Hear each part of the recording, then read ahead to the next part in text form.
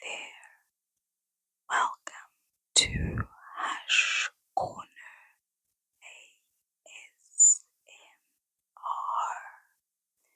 your quiet and peaceful corner of the internet. Today I am going to showcase a few of my favorite tingles, and I am also going to do a little yep session. So stick with me today. Hopefully by the end of this video you will be calm, you will be relaxed, and you'll be drifting off to a peaceful sleep. So the first little tingle I'm going to share with you comes from this lovely little fragrance I got from Penny's or Primark, depending on where you are in the world. I actually bought this from Primark. Don't know if you can see. I bought it in Primark in London. So I'm going to show you what I enjoy about this sound. The sound of liquid is absolutely delightful. Like a little bit of a harder sound.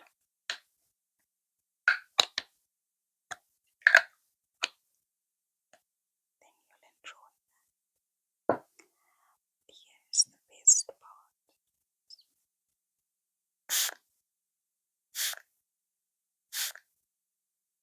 It is so delightful. It's almost like got the right amount of liquid in the bottle and the right spraying nozzle, and it just spreads out and makes that really delightful sound.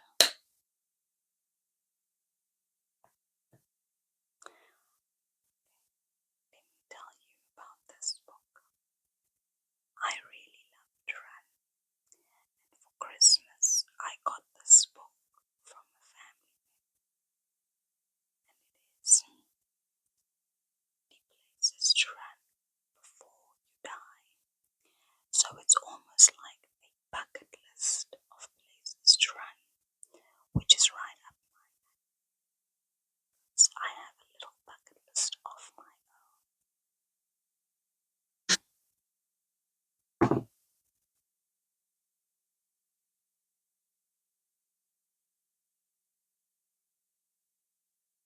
It's another sound I really enjoy. The sound of pages flipping in a book. So this book sets out all these really amazing races around the world, so that it can help you build your own little bucket list. So I think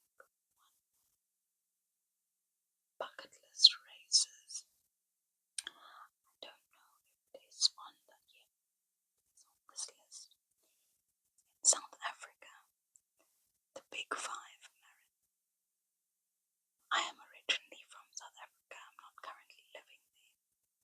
I'm from South Africa, and I've always loved wildlife.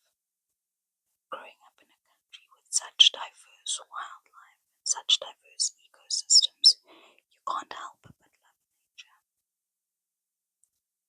So, I'm getting very excited talking about this. See if I can find it. Page is it? 197.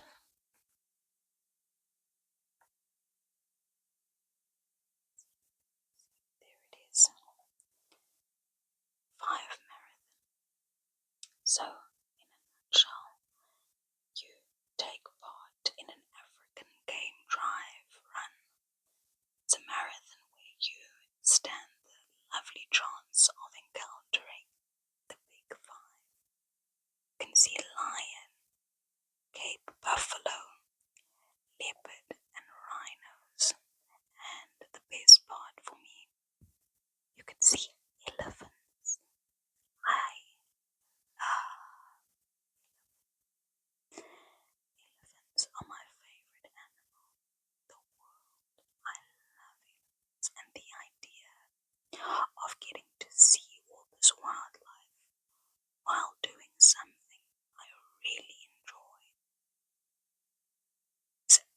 absolutely incredible to me.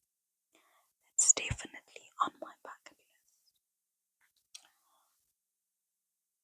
So, what this book does and what I really love about it is it tells you a little bit about the race, so you know exactly what to expect. It ends off with a list of things to keep in mind if you do go. So, it will tell you things like getting there. So, for this race, you'd have to fly into Johannesburg, which is where I'm originally from. So, you will go into that airport, and Albatross Adventure Marathon coordinates transport to your lodge. So, what I love about these race books is that they also tell you can reach out to organize the experience, especially if you're not from the country that they're suggesting. You might need a race coordinator to help you find your way. And because it would be my first time doing it, I would most likely also enlist the services of a race coordinator to help me find my way around and also have the best experience possible. So it says the best time to visit is generally in June, late June. That's when the Big 5 Marathon is held. In South Africa, June is a winter month, which is actually ideal for marathon races for people coming from Europe, especially because the South African winters aren't as harsh as European winters. So you'll have nice conditions to run in. It won't be too hot and it won't be too cold. And it says on race information, you'll find all relevant information on the Big 5 at big5marathon.com. So apparently it sells out early. So if you want to do this, you'll have to really do it well in advance so that you can secure a spot. Accommodations, it also mentions that when you travel with Albatross Adventure Marathons, as most people do when they sign up for this race, all the lodging will be arranged by them at venues such as the Ravine Side Lodge, Wildside Tented Camp, and Albatross Ranger Camp. And I can almost guarantee you that this accommodation is going to offer you beautiful sights. I think the one thing that I would enjoy, well, one of the many things I would enjoy about this race is getting to see the South African sunset. It's so beautiful. The orange skies. I think the Lion King actually touches on that as well, because, you know, African sunsets or something else. Another one on my bucket list is the OG marathon, I call it Boston Marathon. Now, this is the marathon of all marathons. I think if you are an avid runner, you definitely have the Boston Marathon on your bucket list. I actually believe it was the first ever marathon, and that's why it's so popular. That's why it's on everyone's list. Let me see if I can find an interesting little excerpt to read for you guys. Oh my goodness. So the first marathon was run in 1897. 1897. The one thing about Boston, I think, that makes it enticing for a lot of runners is not only the fact that it's one of the oldest, if not the oldest marathon in the world. Things that really attracts you as a runner is the qualifying times. It's very strict to qualify for the Boston Marathon. So if you manage to qualify for it, then you kind of have those bragging rights. Currently, with my running statistics, I don't think I qualify for the Boston Marathon because my fastest marathon time at the moment is 3 hours and 41 minutes, which I believe is 10 minutes off what a 35-year-old should be running to qualify based on time. So I've actually still got a long way to go. 10 minutes doesn't sound like a lot, but it really is. It's another little bit about the if you go getting there. So it says that Boston is served by most major carriers. You'll probably just go into their most popular airport. Then the best time would be the third Monday in April. That's when the Boston Marathon is held. Now I don't know how you guys feel about this, but every time these major marathons are run and they're publicized on the internet or on the television, I just get such FOMO. I just get FOMO not only to run, but I get FOMO to just do better with my life, because you see all these people and they've put so much effort into training for those 42 kilometers, 26.2 miles, and you just think to yourself, my goodness, if they can do that, I can do anything. I can do that task I've been procrastinating. I can start that YouTube channel. I can start that TikTok page. I can do the things that scare me. I can drive even though it scares me. I don't know, whatever it is that you've been procrastinating because of fear.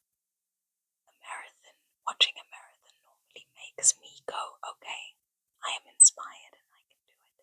And I've actually run 2 marathons before, but every single time watching someone else do it is so inspiring, and now especially that I have done it before. Knowing what I know and knowing how much effort I put into it, it just makes it even more inspiring. Anyway, so that's a little tangent that I went on there. But yes, so for your race information, it says Boston Marathon has stringent entry requirements, including a qualifying time at a recognized marathon. So that's the thing. It has to be a marathon that is recognized by the Boston Marathon organizers. It's actually very strict, but I think if you get into it, it's just amazing bragging. I'm just going to take a pause from this so I can share another tingle with you guys that I really enjoy tapping. It's a little tap tap for you.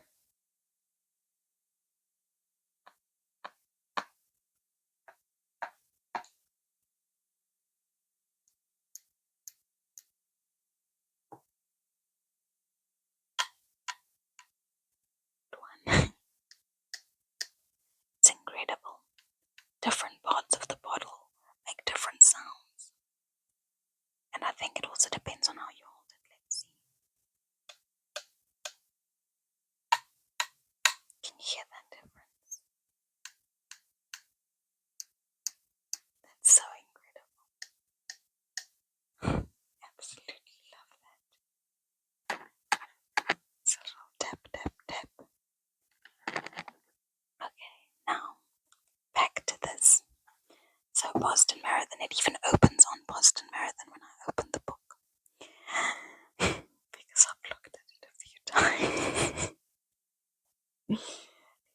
Let's just pick a random one to tell you about. Whether it's on my list, I don't know.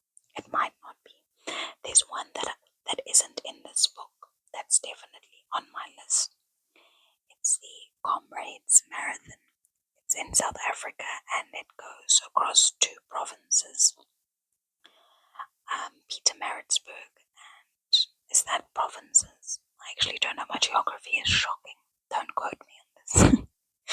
But the Comrades Marathon is, I think, 90 or 90 something kilometers long. And it's on my bucket list to do that. I'm actually really hoping, fingers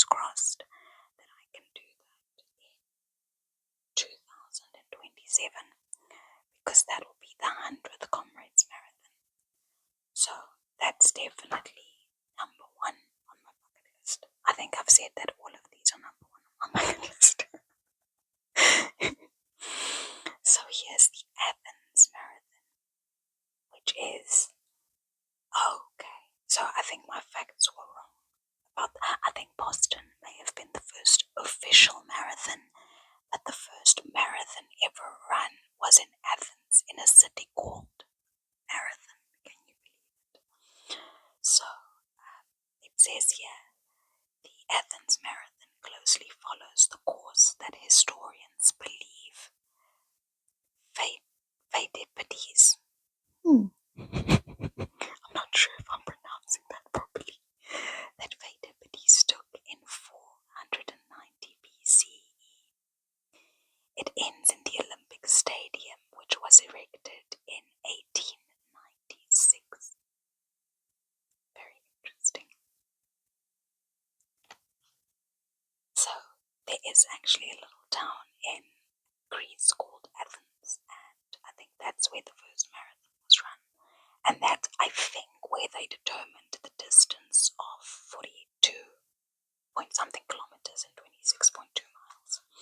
It's so weird how I know the exact number for the miles, but not the kilometers. And I actually am a metric girly, so I only understand a distance in kilometers, but I know it in miles. It's so strange. Anyway, here's another one. The amazing Maasai Marathon.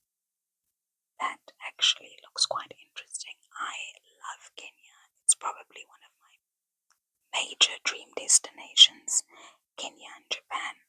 But Kenya mainly for the wildlife, of course, and because it is in Africa and I'm African, so I'd love to just travel in parts of Africa. So the Maasai Marathon, during the Maasai Marathon, children from local children will actually join in, which just makes it so fun. You get a lot of prolific long distance runners from Kenya. A lot of African countries produce incredible athletes, but I know Kenya is one of the top ones. So yeah, I wouldn't mind going to Kenya to just visit and then running a marathon. I think the idea of traveling and including a marathon in your travel is absolutely amazing. That idea. Now it's time for another tingle.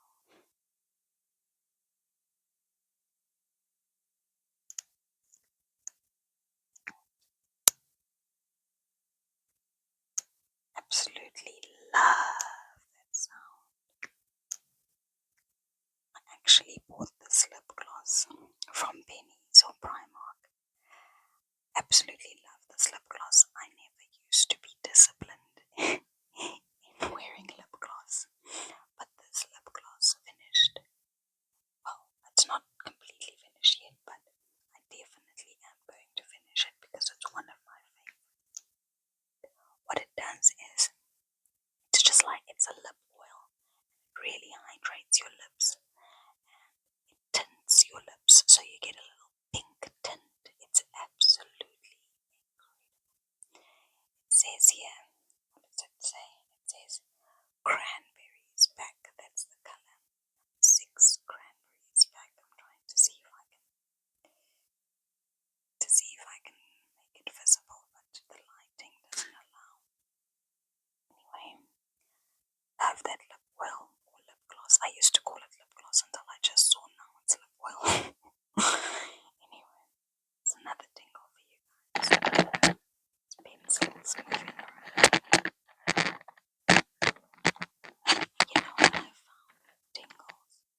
I've actually watched a lot of ASMR videos. What I found about myself, I prefer gentle, soft tingle sounds over the really hard and harsh ones. But I don't dislike it completely. It's just like the sound like this, for instance. That's okay. But if it gets too